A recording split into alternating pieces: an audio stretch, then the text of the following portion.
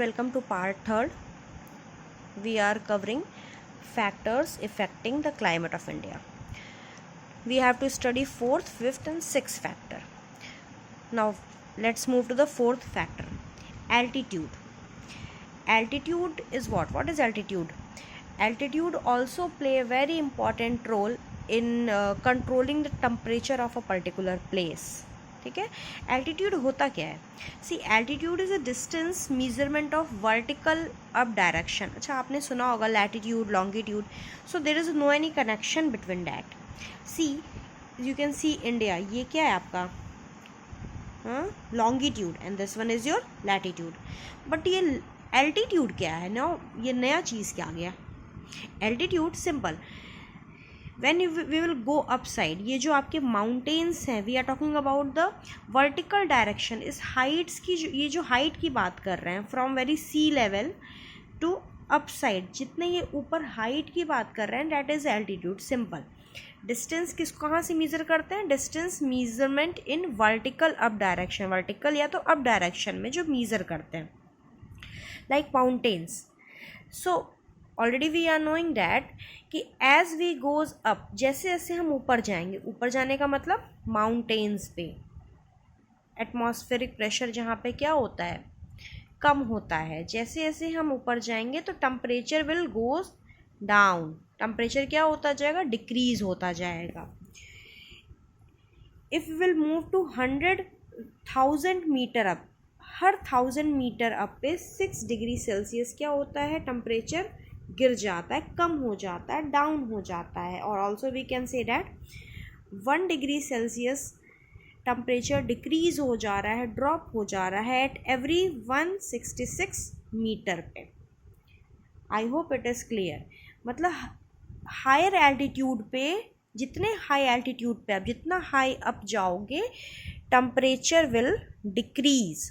So that is why जो हिली regions हैं, माउंटेनियस प्लेसेस जो हैं आपके, जैसे हिल स्टेशंस आपके Srinagar, Shimla, Mussoorie, north only of north India, ऐसा नहीं कि सिर्फ नॉर्थ इंडिया की बात करें, अगर हम साउथ इंडिया की भी बात करें, ऊटी, मुन्नार, देन कोडाईकनाल, इवन महाबलेश्वर इन महाराष्ट्र, ये सारे जो हिल स्टेशंस हैं जहाँ पहाड़ों पे बसे हुए हैं, that remain cold through out the year. मतलब हर पूरे साल ये क्या रहते हैं? कोल्ड रहते हैं. Because of what the reason behind that?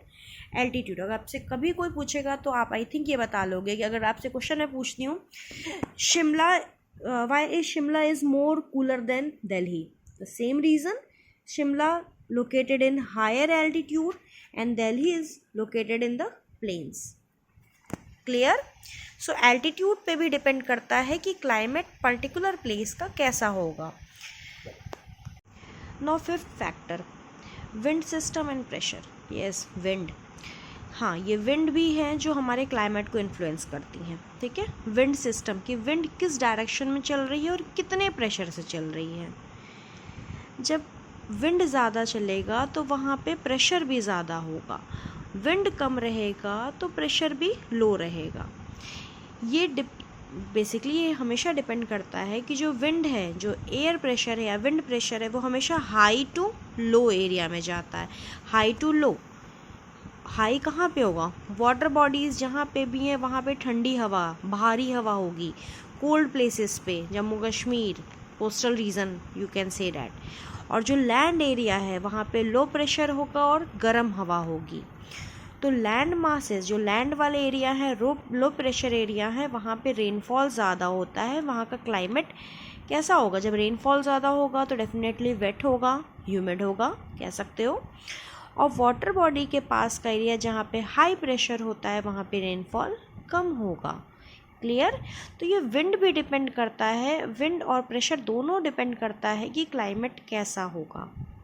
Clear? Now move to the next last important factor. ये बहुत इम्पॉर्टेंट है, ओशन करंट. अब ये ओशन क्या मतलब है?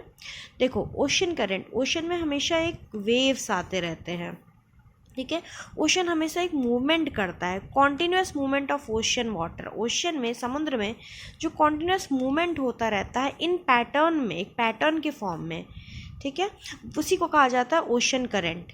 अब ये मूवमेंट क्यों हो रहा है, इसके पीछे 4 रीजंस हैं। पहला, विंड, हवा के वजह से, डेफिनेटली हवा चलेगी तो पानी मूव करेगा। वाटर टेम्परेचर, वाटर के टेम्परेचर के वजह से कहीं पे कोल्ड, कहीं वार्म करंट होता है, कहीं कोल्ड करंट होता है, ठीक है, सॉल्ट कंटेंट के वजह से, और साथ में gravitational pull of sun and moon के वजह से। ना ओशन करंट, 2 टाइप का ओशन करंट होता है। One is your cold current, दूसरा है आपका वार्म करंट। जनरली आपको देखने को मिलता है कि on our earth warm current equatorial region में ही पाया जाता है सबसे ज़्यादा, ठीक है, जिसके वजह से क्या होता है, they influence the local wind of near by land mass and cause change in climatic condition. अब ये जो इक्वेटोरियल रीजन के पास जो करंट होता है, वार्म करंट, उसके वजह से, या इवन यू कैन से दोनों के वजह से, लोकल विंड, जब ये करंट थ्रू आउट पास होता है तो जो लोकल विंड है, जो पास की ट्रेड विंड्स हैं, जो लोकल हवाएं हैं उस लैंड एरिया की, वो चेंज करती हैं किस चीज़ में, वहाँ के क्लाइमेट में काफ़ी ज़्यादा चेंज आता है, वहाँ का क्लाइमेटिक कंडीशन चेंज होता है।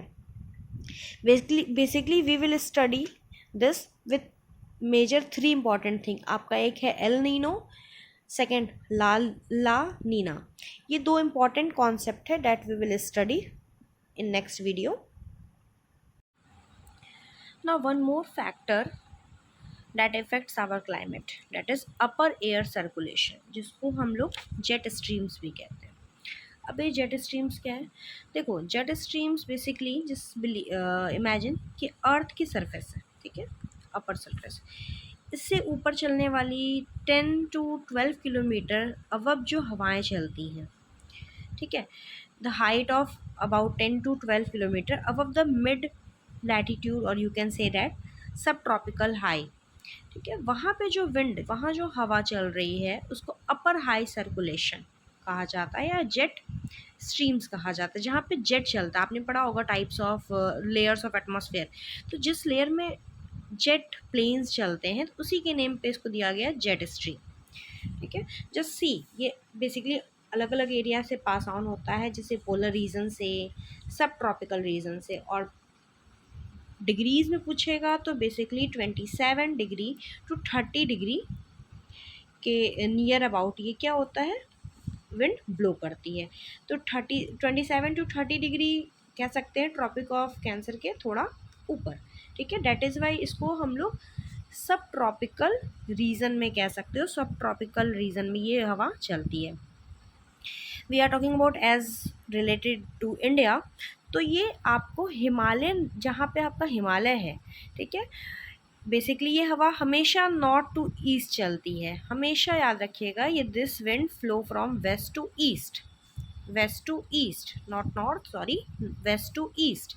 एंड द हिमालयाज, जो हमारा हिमालय है, और यू कैन सी, तो ये पैरेलल, यहाँ से पैरेलल चलती है एक तरह से हिमालय के नॉर्थ में। समर में हमेशा ये हिमालय के नॉर्थ में रहती है, और विंटर में ये हिमालय के हमेशा साउथ में मिलती है। एंड यू नो डैट, अभी आपने पढ़ा कि हिमालय किसकी तरह एक्ट करता है, एक्ट एज अ बैरियर, ठीक है, ये एक तरह से बैरियर की तरह से एक्ट करता है। वैसे ये हवा तो हमेशा ब्लो करती है वेस्ट टू ईस्ट, हिमालय के नॉर्थ में, और parallel to the Tibetan plateau, जो तिब्बतन प्लेट्यूज है उसके साथ में पैरेलल में ये हवा फ्लो करती है।